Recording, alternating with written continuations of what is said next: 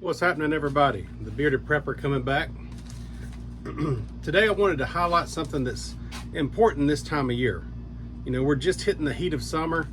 Our early crops, our spring crops like our spinach, our lettuce, our kale, you know, maybe even broccoli or some of the cold weather plants, the peas, things like that that just cannot tolerate this heat. They're all gone, they're done, checked out and over with.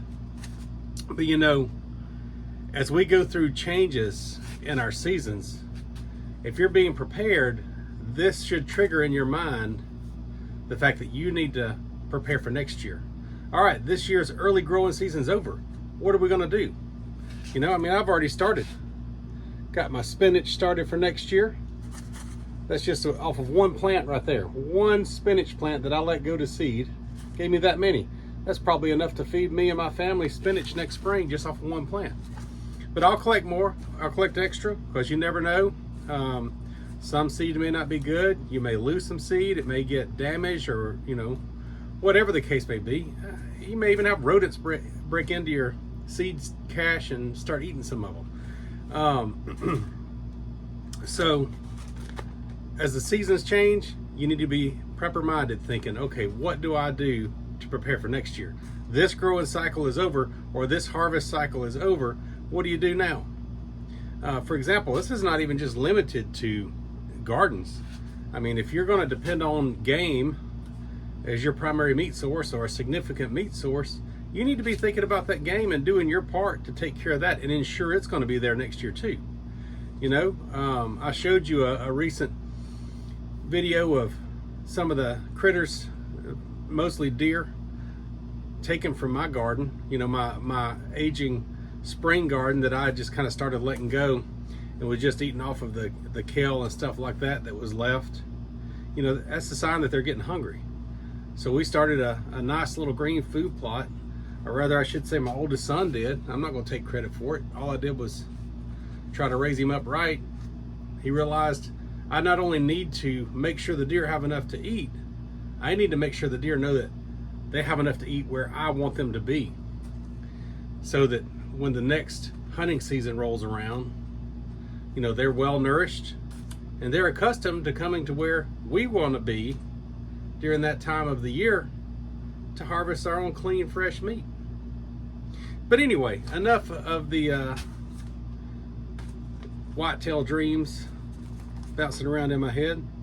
Let's take a walk out and just take a check at what I'm starting to collect now to get ready for next year, and to maybe have even some alternative resources set aside for a later time. Let's go take a walk. Here we have the spinach, what's left of the spinach, and I don't know if I can get it to focus. You'll be able to see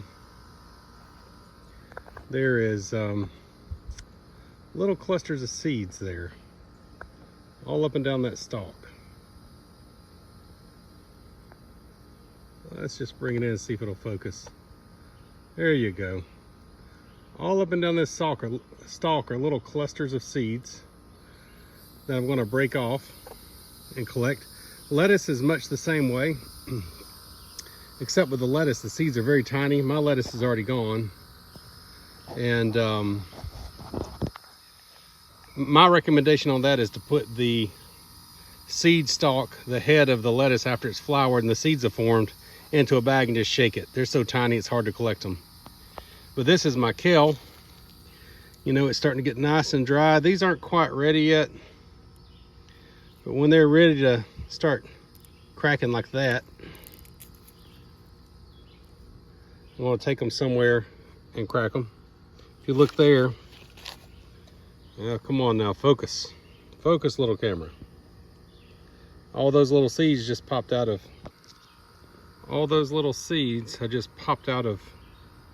that stalk there. So look how many seed pods I have just on one plant. That's a lot of kale, y'all. So this is the time to start thinking about this. If you let this go, those will pop open and waste. If you let the spinach go much longer, it's going to fall off and go to waste. So as it gets dry, and you know those seeds are dry before they start crumbling off the stalk, before the seed pods get to the point that they're going to start popping open and dropping on the ground, you collect them, you harvest the seed, and you're ready for next year. See, being prepared is about planning on how you're going to get by if the seed store is closed next year. I'll show you, I've started thinning my strawberries too. Let me show you just a little separate project I'm trying out, an experiment. See, I have this problem. I've always had it.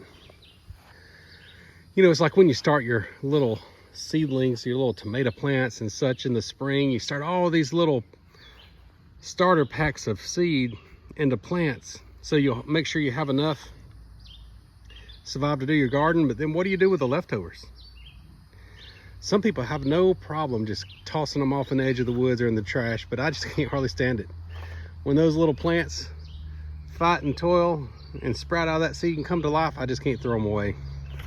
So as I'm thinning my strawberry plants, I just kind of buried them under the leaves. Didn't plant them. And look at there. They're starting to sprout through the leaves. So who knows, maybe this little patch of woods here will turn into a wild strawberry patch as they make runners and spread.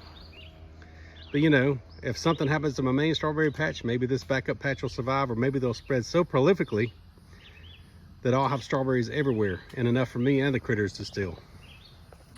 All right then, that took me about less than 5 minutes, and you can see how much I've increased my seed yield for spinach this year. Just off of the few stalks I let go to seed. So that is enough spinach, oh gosh, for me and several families next year. So, you know, repeat this, keep a little bit back in case you have a bad year and something happens, but repeat this every season. You know, up next will be things like green beans and squash and your other vegetables.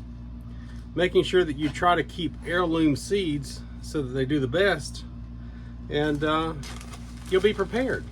You won't worry about the store skyrocketing the price of seeds or losing the availability of seeds because of supply chain issues or a demand and rush on the market because there's shortages. Not to mention the fact that you'll have the knowledge. You can help someone else. You can share the knowledge with them. You can save money instead of spending tons of money in the grocery store and probably come out with more nutritious vegetables. So, you know, that's really what this channel is all about. That's what my lifestyle is all about. That's what I want others to do, is just to get prepared, to gain knowledge, to know how to take care of yourself.